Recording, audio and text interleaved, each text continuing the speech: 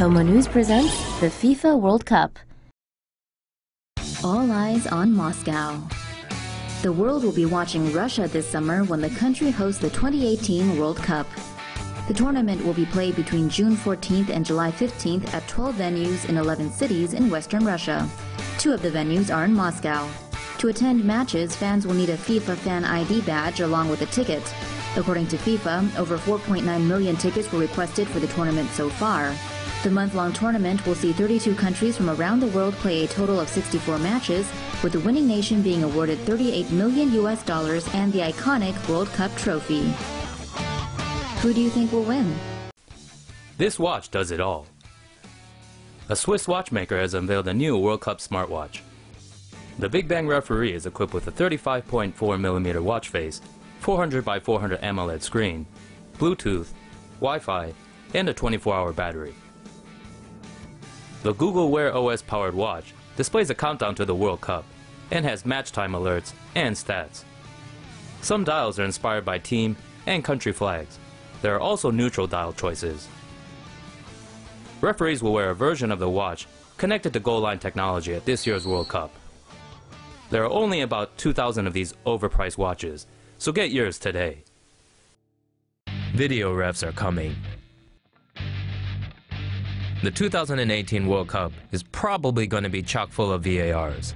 If a game is to be delayed, the referee must perform the TV box signal to make it clear the video assistant referee is watching. VARs will look into 4 areas of calls made by the referees. These are direct red card offenses, penalties, goals, and cases of mistaken identity. The referee communicates with the VARs via headset and can directly act based on their advice. They can also pause the game and review the incident on a screen beside the pitch. The referees can then make a decision based on the new information, such as red carding a player, awarding a penalty, or disallowing a goal. Whether or not the information from the video review is used remains at the match referee's discretion. The tech has been shown to be accurate, but it can delay a game by several minutes, which fans and players love. Meaning, even with better science, refs still can't catch a break. Goal.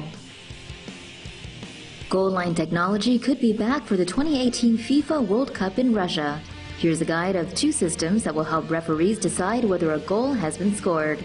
One system uses several cameras that have been installed high up within the stadium to determine whether the entire ball has crossed the goal line.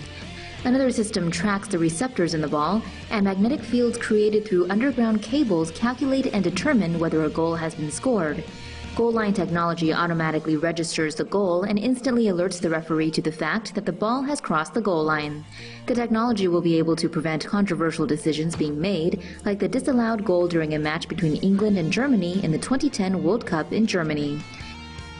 The Goalline Tech systems that have been approved by FIFA and the International Football Association Board for use include Goal Ref, Hawkeye, and Goal Control. The technology passed its inaugural trial during the 2012 FIFA Club World Cup Japan.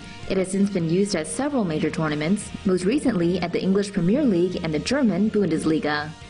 Not so smart after all. FIFA unveiled their new 2018 World Cup match ball late last year to much fanfare, with much press heralding it as a smart ball. But just how intelligent is it really? The Adidas Telstar 18 features a near-field communication chip. When the ball is tapped by a smartphone, it will show users personalized content. This feature is designed for consumer use and not World Cup matches. This gimmick is not going to give you a forensic breakdown of how to improve your shooting, but it'll let you access tailored smartphone content, all for $165. Cha-ching! The Telstar 18 is also made up of 6 thermally bonded panels, each layered with a 3D textured surface. This is said to provide players with greater control in different weather conditions.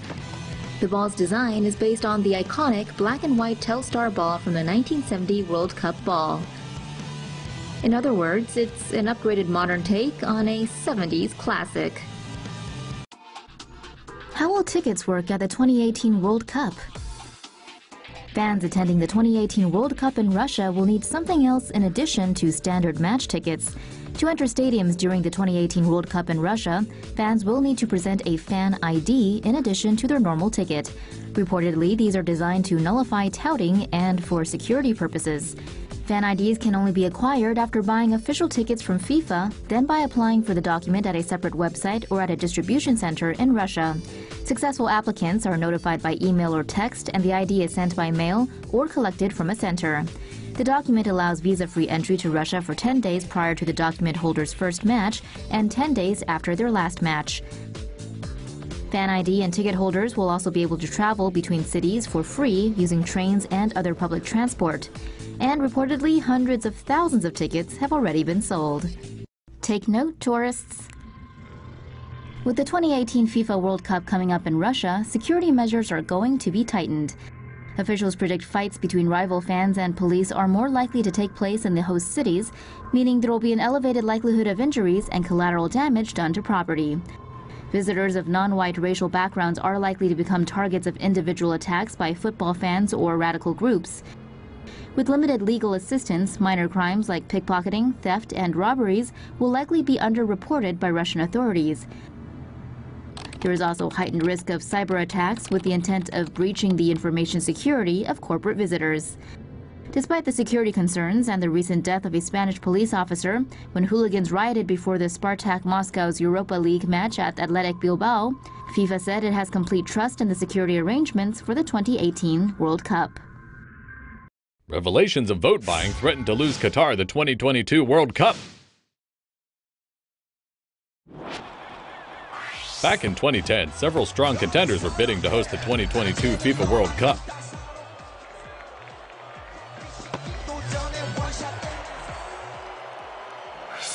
But Qatar came out of nowhere and scored the rights to host the tournament, surprising absolutely everybody.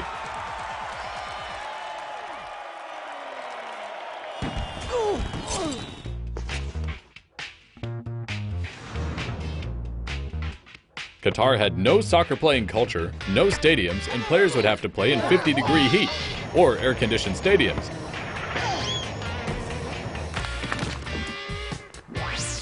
But one thing Qatar has lots of is money.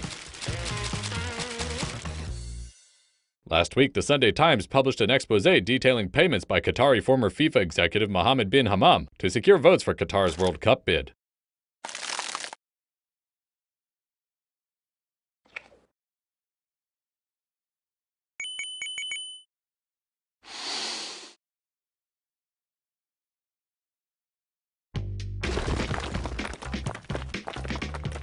The revelations of corruption have given Australia, England, and the US new hope of snatching the 2022 games back from Qatar.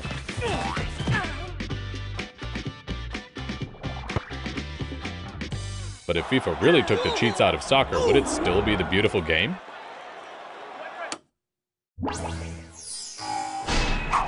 World Cup 2022. Qatar builds on the backs of slaves.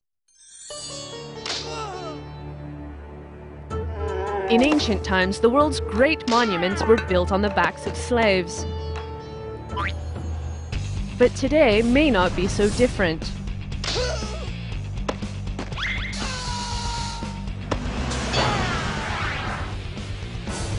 Dozens of Nepali migrant workers have died in the past few weeks building infrastructure for the 2022 World Cup in Qatar.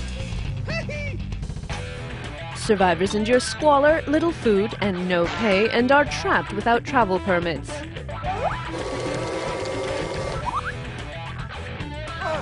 In response to reports by The Guardian, FIFA VP Jim Boyce declared that an investigation must be made into these abuses.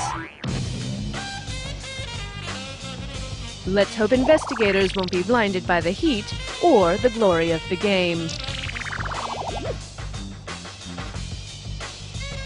Do you think FIFA should be responsible for the deaths of the migrant workers? Leave your comments below.